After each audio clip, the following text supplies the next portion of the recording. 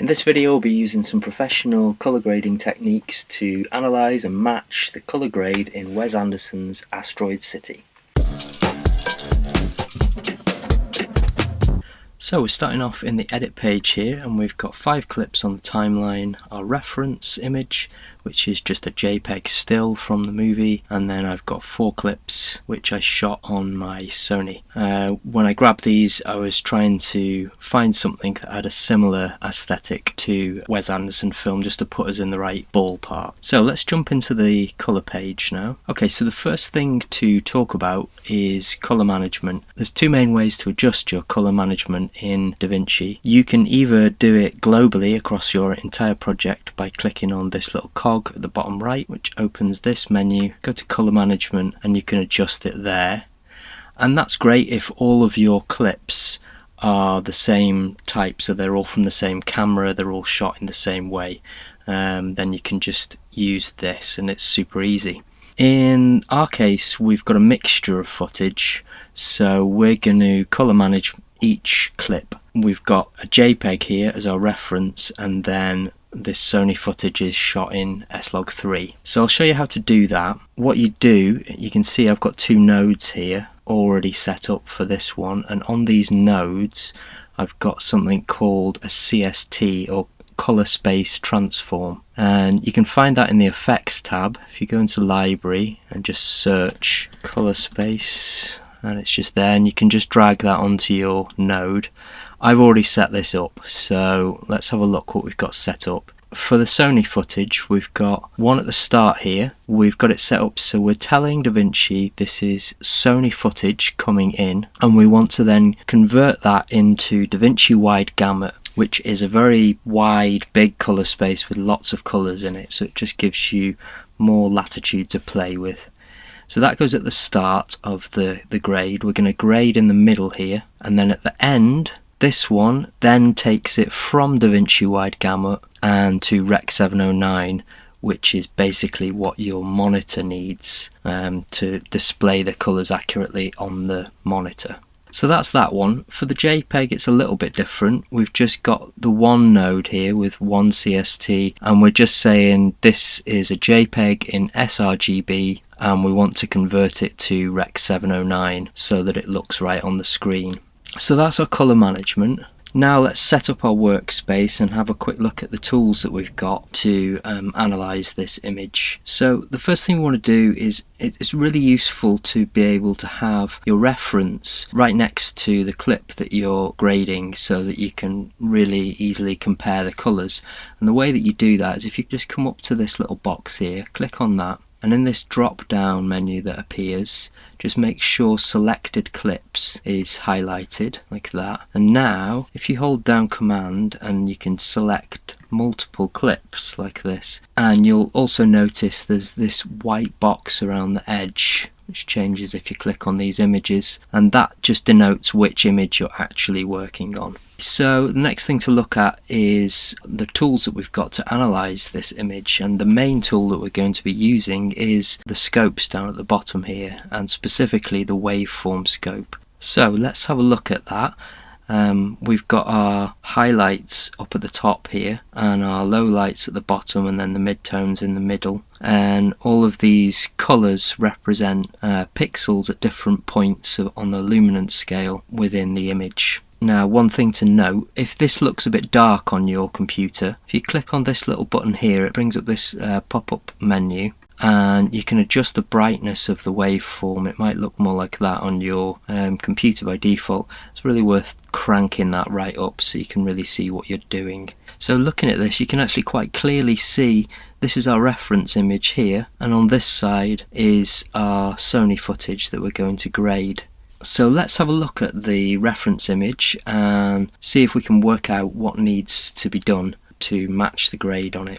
So we'll just highlight the reference clip, and we'll just get rid of these clips for now so we've got more room. The first thing I noticed looking at the scopes is there's really not that much information in the highlights, and there's even less in the darker areas, the lowlights of the image. Everything's really compressed down to this kind of mid-range area. And then when we look at the image itself, you can see if you look at the whites in particular within the image, they're really very, very warm. So that indicates to me that there's quite a warm orange-yellow shift in the white balance of the image. And then you've also got quite a lot of saturation, particularly in certain colours like the teal of the sky and the reds and the yellows.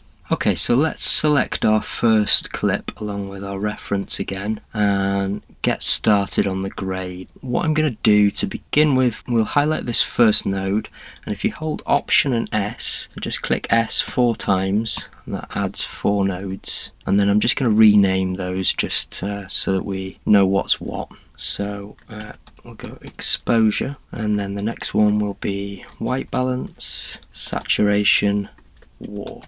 I could do all 4 of those things on one node quite easily really, but putting them on separate nodes just gives you quite a lot more control, because you can easily turn each node on and off and see what that particular element is affecting. So let's jump into the exposure first, and just a little rule of thumb as well, whenever you're grading images, it's usually best to try and get the exposure at least into the right ballpark as like your first port of call. And the reason why that is because the exposure levels actually affect the colours, and particularly the saturation levels within the image. So if you try and adjust the colours first and then the exposure, you're just going to be going backwards and forwards at best. So always try and get the exposure in the right place first. Okay, so we're in the primaries tab here, and looking at the waveform, there's not a huge amount that needs to be done. You can see that the darker areas just need to be pulled up a little bit, and the highlights just pulled down a little bit. I want to try and get everything so that it's all along these lines here. Okay, so let's start with the lift, which is the darker areas, and let's just bring that up a little bit to something like that. Then we'll bring the gain, which is the highlights essentially, down a little bit to something around about that. That's looking good for that one. Just adjust the offset a tiny bit as well. That looks good.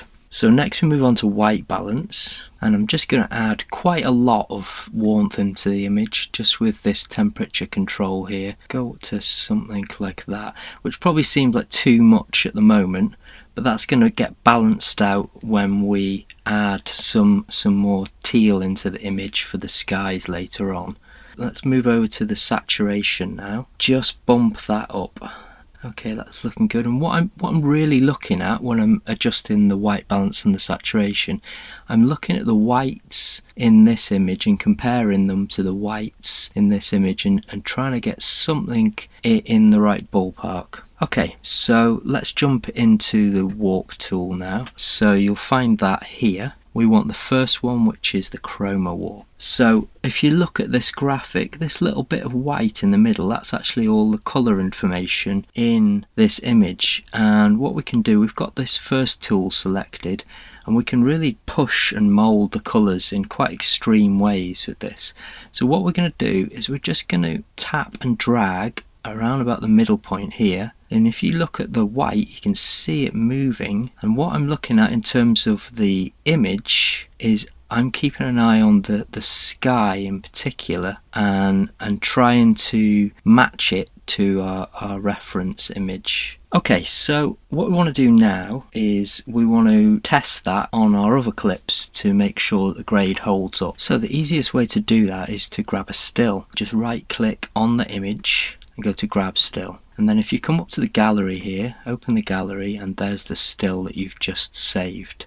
Okay, so now what we can do, if we open clips up again, we can just select one of these and we can just drag this grade onto it like that, which makes it super easy to copy things across. So let's select all of our images now and have a look how we've done. We'll go into full screen. And I think that's looking pretty good. There's a few little issues with exposure. This one's a tiny bit dark, this one's a tiny bit light, fairly minor, but overall I'm pretty happy with that. I recommend doing this as an exercise with a number of different reference clips.